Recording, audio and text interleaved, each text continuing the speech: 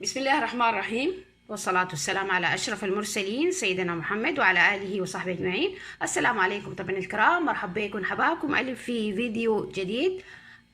اليوم حنعمل خمرة الهبهان أو الهيل، من أجمل أنواع الخمر وأذكاها، ريحتها جميلة جدا ومختلفة.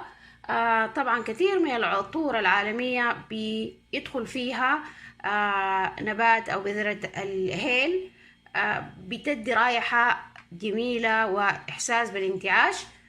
فاليوم حنعمل مع بعض خمرة الهيل أو الهبهان. قبل ما أدخل في التفاصيل، الناس اللي أول مرة بزوروا قناتنا، رجاء الانضمام للقناة وعمل لايك شير للفيديو، وكذلك متابعينا رجاء عمل لايك للفيديو. كتر خيركم، بارك الله فيكم. وندخل في تفاصيل الخمرة حقتنا. طبعا المكون الأساسي هو الهيل أو الهبهان. الكمية على حسب رغبتك أو على حسب المتوفر عندك. أنا تقريبا حاعمل مقدار بتاع كوب صغير، كوب الشاي الملبن، وحاطحن الهيل. في ناس بتاخد البذور وتطحنها، انا حاطحن كل الهيل، يعني ما كله بيحطي رايحة جميلة، وكله بعد الطحن بيبقى ناعم وجميل. ونشوف الخطوات مع بعض. بسم الله نبدأ.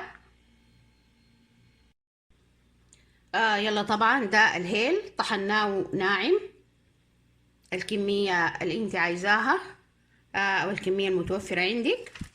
وبنحتاج تاني لأي عطر، ما بتتقيدي بعطر معين، أي عطر عندك. دي أنا مجموعة عطور خلطها مع بعض، فبس انت أي عطر عندك ممكن تعملي بيه. كذلك الصندلية. حنضع مقدار من الصندلية برضو على حسب مزاجك وعلى حسب المتوفر عندك.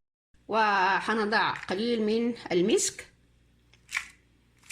ما بالضرورة يكون مطحون، يكون على الأقل بس مدروش. حاضع ملعقة صغيرة جدا من الصندل المطحون، وبرضو ملعقة صغيرة جدا من عجنة الضفرة. بس المكونين الأخيرين ديل عادي ممكن انت تستغني عنهم، اللي هو الضفرة والصندل. حتى أنا حاضع منهن قليل جدا، يعني ما حاضع كتير عشان ما يضيعوا لي الريحة بتاعة الهيل. وطبعا حنحتاج لي بخور عشان تبخري بيه أو تكفي بيه. البخور هو الكفي يا جماعة، عشان تكفي بيه العجنة بتاعة الهيل. حتشوفوا الخطوة دي الآن، تابعوا معي. حنعجن الهيل بأي عطر متوفر عندك. إذا ما عندك عطر ممكن تعمليه بماء زهر. إذا ما عندك ماء زهر أو ماء ورد ممكن تعمليه عادي بأي ماء عادي، بتبليه على أساس إنه بعدها تعمليه في كامل الإناء، وبعد ذاك تكفيه في النار أو في البخور. تابعوا معي.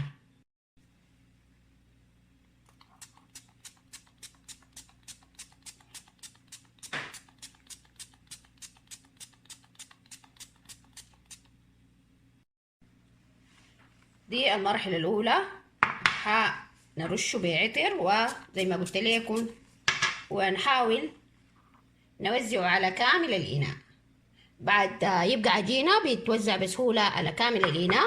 بعدها حنجيب مبخر فيه بخور،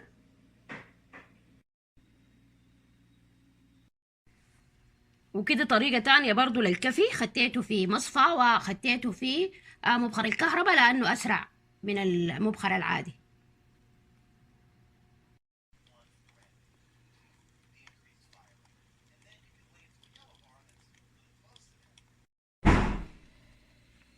كده شايفين البخور طالع كيف؟ طبعا حأغطيه بأي ملاية أو أي توب أو أي شيء، حأغطيه على أساس إنه البخور ده كله شايفين البخور طالع طبعا هغطيه بشيء عشان اخلي البخور كله مكبوت او داخل جوا. لحظة بس كده، غطوه باي شيء على اساس انه كل البخور يكون داخل جوا، ما يطلع لي للخارج خالص.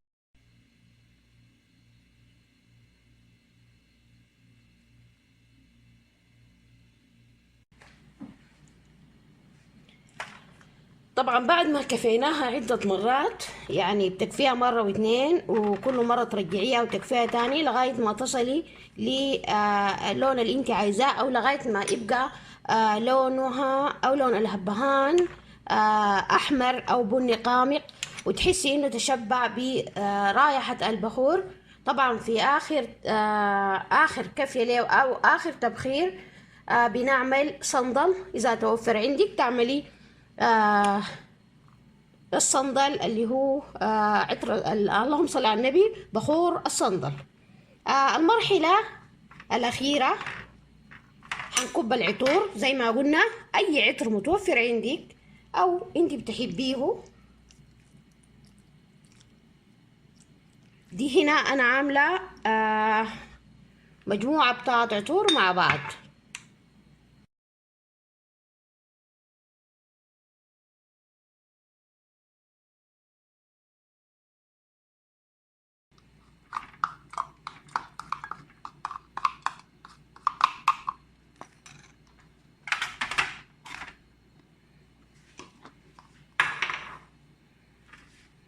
بعدها بنضيف الصندلية،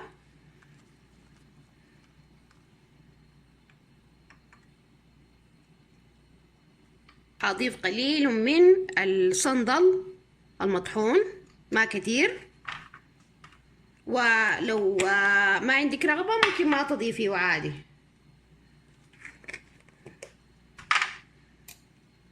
وقليل من عجنة الضفرة،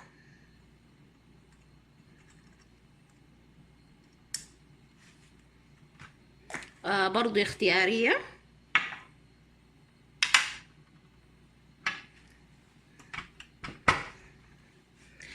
ده كده العطر حقنا. طبعا بنخليه فترة، كل ما عليه بتلقي لونه بقى غامق شديد او مائل للبني.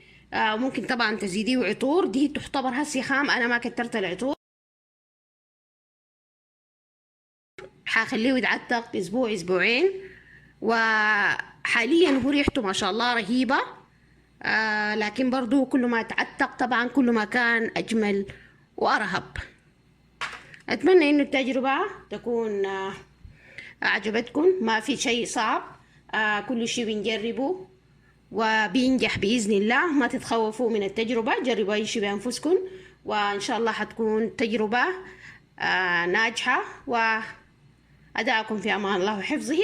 في فيديو آخر نلتقي بإذن الله، وما تنسونا من اللايك مهم. وفي أمان الله، مع السلامة. فتكم بعافية.